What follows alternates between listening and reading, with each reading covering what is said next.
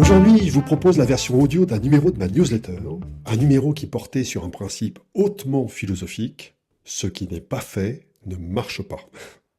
Ceci est valable dans tous les domaines, et en particulier sur celui des formations commerciales. Il y a quelques semaines, j'ai reçu un message qui m'a vraiment fait plaisir. Il venait d'une personne qui avait assisté à ma conférence Lève-toi et prospecte la veille. Je dis bien la veille. Et qui avait déjà appliqué un de mes conseils dans le train du retour, juste après la fin de la convention commerciale. J'ai la chance de recevoir assez souvent ce genre de message, mais là, celui-là m'a particulièrement touché par son immédiateté. Et oui, la personne en question ne s'est pas posé 10 000 questions. Elle a appliqué et a jugé sur pièce. Point. Et c'est donc son message enthousiaste qui m'a inspiré ce nouvel épisode. Pourquoi ? Parce que cet état d'esprit n'est malheureusement pas le plus représenté. Dans ma carrière dédiée à la formation commerciale, j'ai croisé, au sens propre, des dizaines de milliers de commerciaux, dans de très nombreux secteurs.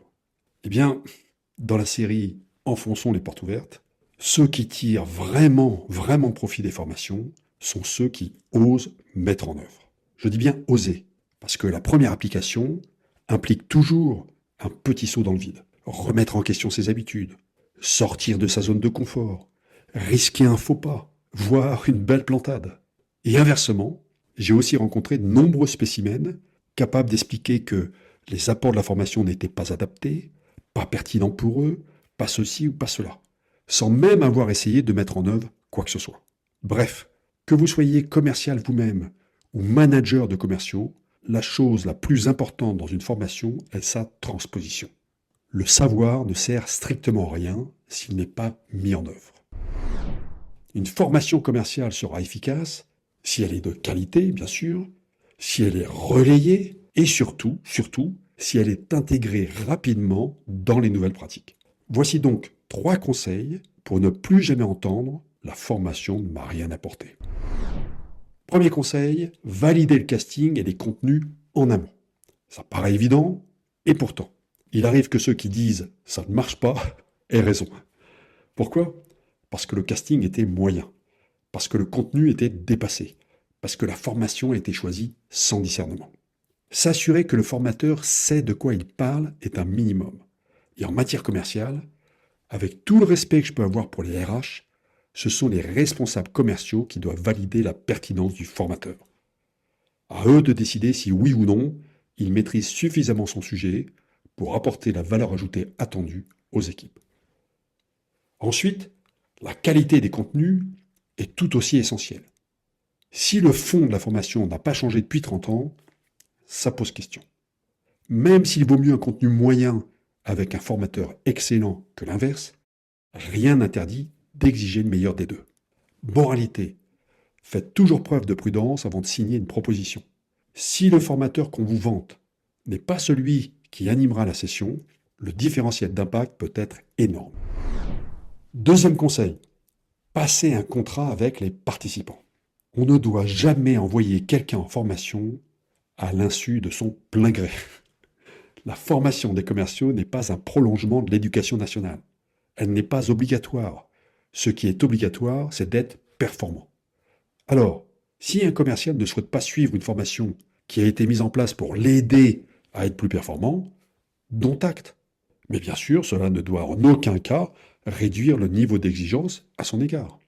Bien au contraire, le temps qu'il gagne à ne pas se former devrait lui permettre d'être encore meilleur et bien plus performant.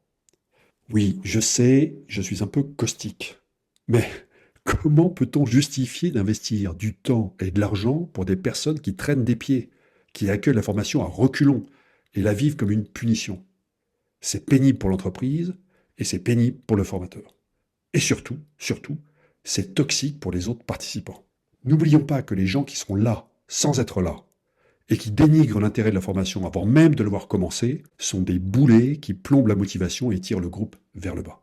Annoncer le programme, expliquer l'intérêt de la formation et poser clairement les attendus du manager en matière de transposition terrain est un minimum. On imagine mal payer une formation à l'utilisation d'une machine-outil, par exemple, pour ensuite ne jamais utiliser cette machine. Alors, pourquoi tolérer cette absurdité quand il s'agit des compétences commerciales ? Troisième conseil, suivre les mises en œuvre avant les résultats. Et oui, juste après une formation, ne vous focalisez pas trop sur les résultats. Ce qu'il faut d'abord observer, ce sont les mises en œuvre. Dans un premier temps, c'est surtout ça qui compte. Pourquoi ? Parce que les premières tentatives de mise en œuvre d'une nouvelle pratique ne sont pas toujours couronnées de succès. C'est normal et parfois même inévitable. C'est souvent le passage obligé vers la maîtrise. Donc, vous devez les aider à oser. Oser mettre en œuvre, oser se mettre en difficulté, oser régresser temporairement pour ensuite progresser vers un niveau de maîtrise et de plaisir bien supérieur. C'est donc votre rôle en tant que manager de créer un climat de confiance. Un cadre où l'expérimentation est valorisée, sans peur de la sanction, pour que les nouvelles compétences puissent s'intégrer progressivement dans les réflexes du quotidien. Mieux vaut se planter et rebondir plus haut que réussir à stagner trop longtemps. Moralité. Ce qui compte n'est pas ce qu'on sait, c'est ce qu'on fait. Oui, la formation est un formidable levier pour viser l'excellence commerciale. Non, la formation n'est pas un dû. Oui, la formation peut faire franchir un cap. Non, la formation ne peut pas tout faire si les mises en œuvre ne sont pas au rendez-vous. Oui, la qualité du formateur est très importante. Et non, le formateur ne peut pas tout faire. L'acteur principal du progrès est le manager.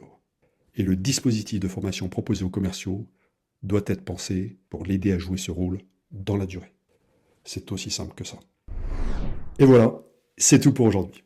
Si vous voulez en savoir plus sur mes livres, mes conférences, mes formations commerciales, et sur tous les moyens que je donne aux managers pour suivre et accompagner leurs commerciaux avant, pendant et après les formations, alors rendez-vous sur les liens qui sont dans la description de cet épisode et sur nicolacaron.fr. D'ici là, bon business à tous.